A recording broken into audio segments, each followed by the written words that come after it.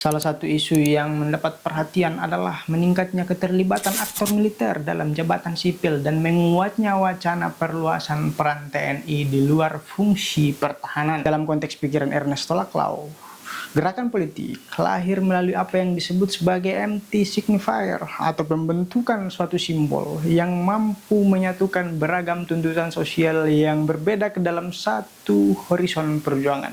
Pada tahun 1998, kata reformasi itu berfungsi sebagai simbol.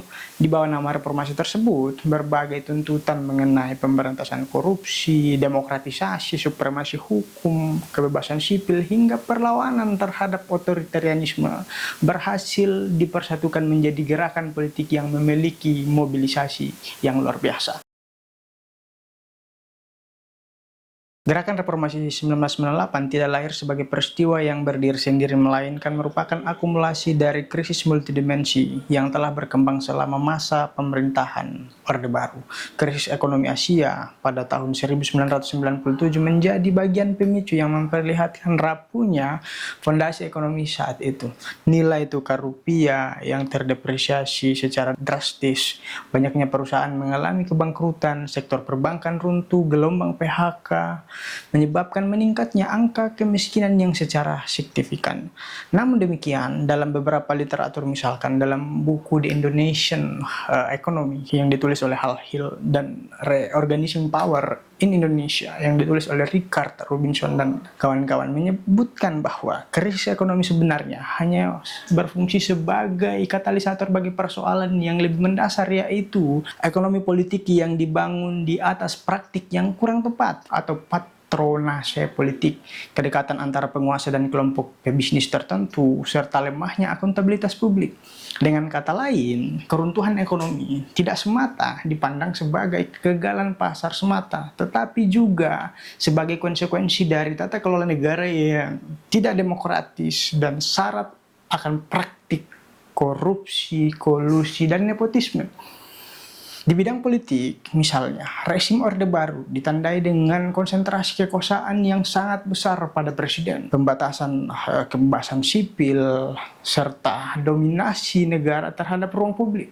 Stabilitas politik yang selama ini diklaim sebagai keberhasilan Orde Baru sesungguhnya dibangun melalui kontrol yang ketat terhadap partai politik, media massa, organisasi masyarakat, dan kehidupan akademisi atau kampus yang begitu mengalami pembatasan yang berlebih. Ditambah lagi pelibatan ABRI atau dui fungsi ABRI menjadi kan militer sebagai aktor yang paling memiliki peran dalam berbagai sektor, dan bukan hanya ruang lingkupi bidang pertahanan dan keamanan saja, tetapi dalam proses politik dan pemerintah. Dalam situasi tersebut, mekanisme check and balance hampir tidak berfungsi secara efektif, sehingga praktik KKN berkembang tanpa pengawasan yang memadai. Ketimpangan ekonomi yang semakin fatal, yang semakin tajam, minimnya ruang partisipasi politik, dan tertutupnya kanal kritik publik pada akhirnya melahirkan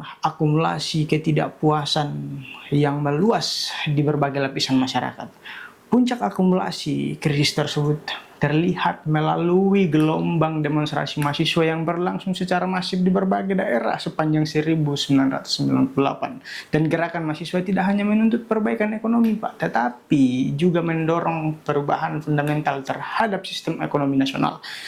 Dalam kondisi tekanan politik yang semakin besar, Presiden Soeharto akhirnya mengundurkan diri pada 21 Mei 1998 setelah berkuasa kurang lebih 32 tahun. Dari berbagai forum yang dibangun, konsolidasi gerakan mahasiswa yang dibangun pada saat itu, muncul 6 tuntutan reformasi, teman-teman sekalian, yang kemudian menjadi fondasi perubahan politik di Indonesia saat sekarang ini. Yang pertama ada tuntutan atas diturunkannya Soeharto dari kekuasaan, mengamandemen Undang-Undang 1945, menghapus difungsi ABRI, menegakkan supremasi hukum, memberantas KKN, serta mewujudkan otonomi daerah dan demokratisasi.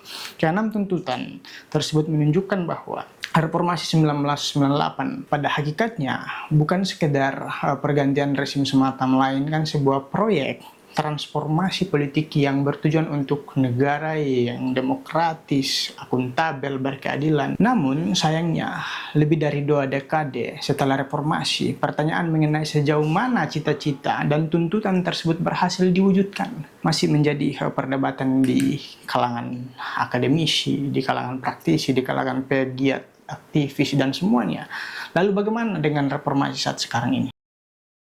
Dalam literatur politik kontemporer, kemunduran demokrasi tidak selalu terjadi melalui kudeta atau pembubaran terhadap konstitusi, melainkan melalui pelemahan institusi demokrasi secara bertahap. Proses ini ditandai oleh melemahnya lembaga pengawasan, berkurangnya ruang oposisi, serta menurunnya kapasitas masyarakat sipil dalam mengontrol kekuasaan.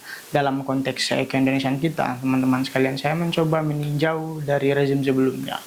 Misalnya, sejumlah kebijakan pada era kepemimpinan Bapak Joko Widodo yang memunculkan perdebatan mengenai arah reformasi kita. Misalnya, revisi Undang-Undang KPK pada tahun 2019 dinilai telah mengurangi independensi lembaga anti korupsi atau KPK yang merupakan amanah atau yang lembaga atau buah dari reformasi.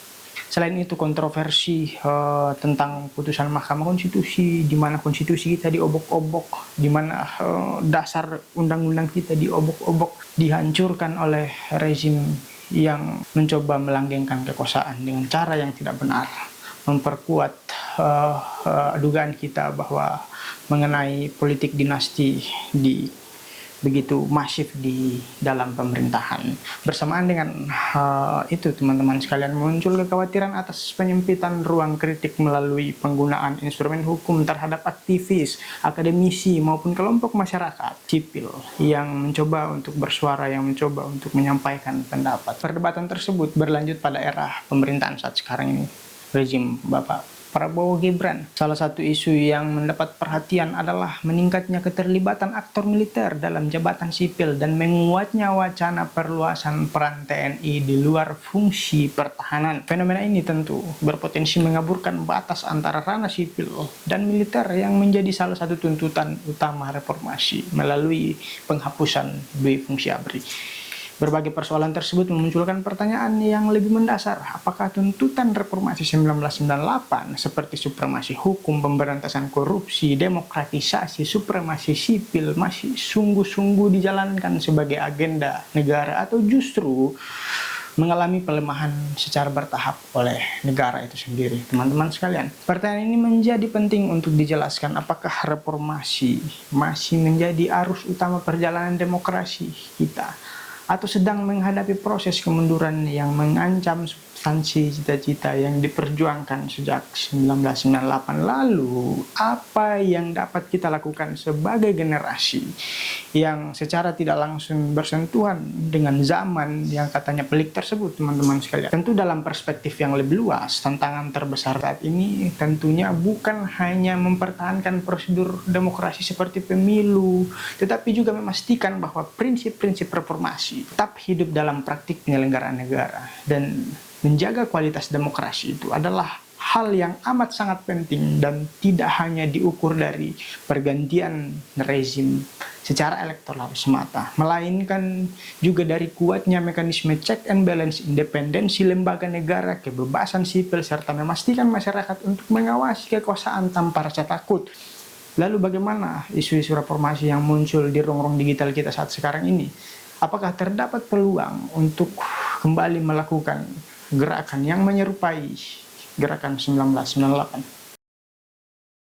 Untuk memahami relevansi reformasi saat sekarang ini, penting untuk melihatnya bukan hanya sebagai peristiwa sejarah semata, tetapi juga sebagai simbol politik yang mampu membentuk identitas kolektif yang dapat mengakumulasi keresahan generasi. Dalam konteks pikiran Ernesto Laclau, gerakan politik lahir melalui apa yang disebut sebagai empty signifier atau pembentukan suatu simbol yang mampu menyatukan beragam tuntutan sosial yang berbeda ke dalam satu horizon perjuangan. Pada tahun 1998, kata reformasi itu berfungsi sebagai simbol. Di bawah nama reformasi tersebut, berbagai tuntutan mengenai pemberantasan korupsi, demokratisasi, supremasi hukum, kebebasan sipil, hingga perlawanan terhadap otoritarianisme nasionalisme berhasil dipersatukan menjadi gerakan politik yang memiliki mobilisasi yang luar biasa. Namun, seiring berjalannya waktu, reformasi tidak lagi hanya menjadi gerakan, melainkan juga menjadi bagian institusi politik yang mapan.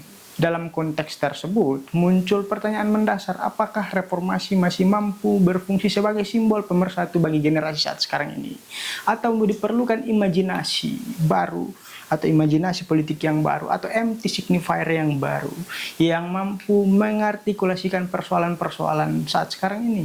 Sebut saja mungkin revolusi, atau Indonesia bangkrut, Indonesia darurat, hashtag Indonesia gelap.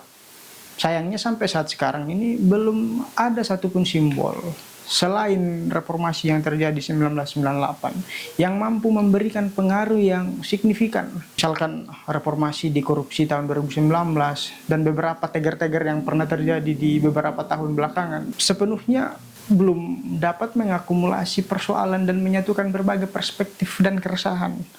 Pernyataan tersebut menjadi relevan karena terdapat perubahan konteks sosial dan perubahan zaman yang sangat berbeda antara generasi era 1998 dengan generasi muda saat sekarang ini. Tentu generasi milenial, generasi Z, generasi Alpha tentu tidak mengalami secara langsung kehidupan di bawah rezim Orde Baru tersebut, tidak merasakan dinamika politik yang menjadi pengalaman generasi 1998, serta tidak memiliki memori kolektif yang sama terhadap perjuangan reformasi. Pada saat yang sama, mereka dihadapkan pada tantangan yang berbeda. Akibatnya, istilah reformasi seringkali tidak lagi memiliki resonansi emosional yang sama. Dengan kata lain, reformasi berpotensi mengalami krisis artikulasi politik, yakni ketika sebuah simbol tetap dihormati secara historis, tetapi tidak memiliki efektivitas dalam mengorganisir tuntutan dan aspirasi generasi baru ke dalam gerakan kolektif yang lebih luas. Meskipun demikian, melemahnya daya mobilisasi reformasi tidak serta-merta berarti bahwa agenda reformasi telah selesai, teman-teman sekalian, Bapak Ibu sekalian. Sebaliknya, banyak persoalan yang melatar belakangi lahirnya reformasi justru masih menjadi tantangan serius hingga saat sekarang ini. Praktik korupsi masih terus terjadi dalam berbagai tingkatan pemerintahan, pengaruh oligarki, ekonomi politik masih mewarnai proses pengambilan kebijakan kita, dan ketimpangan sosial masih terjadi di mana-mana. Memang demokrasi pasca 1998 berhasil membuka ruang politik yang lebih kompetitif. Akan tetapi, belum mampu membongkar struktur kekuasaan atau struktur ekonomi yang terkonsentrasi pada kelompok elit tertentu. Oleh karena itu, tantangan utama saat sekarang ini bukan sekedar mempertahankan memori tentang reformasi, Bapak Ibu sekalian, teman-teman sekalian, melainkan membangun simbol politik yang baru yang mampu menyatukan berbagai persoalan kontemporer tanpa kehilangan semangat dasarnya, yakni perjuangan tentang gerakan reformasi. Dalam perspektif lah, kalau misalkan nama atau simbol atau empty signifier tersebut bukanlah hal yang paling substansial, teman-teman sekalian, melainkan yang lebih menentukan adalah bagaimana suatu simbol tersebut mampu diterjemahkan menjadi wadah kolektif yang benar-benar mampu menghubungkan berbagai tuntutan sosial menjadi sebuah proyek perubahan yang hegemonik dan transformatif.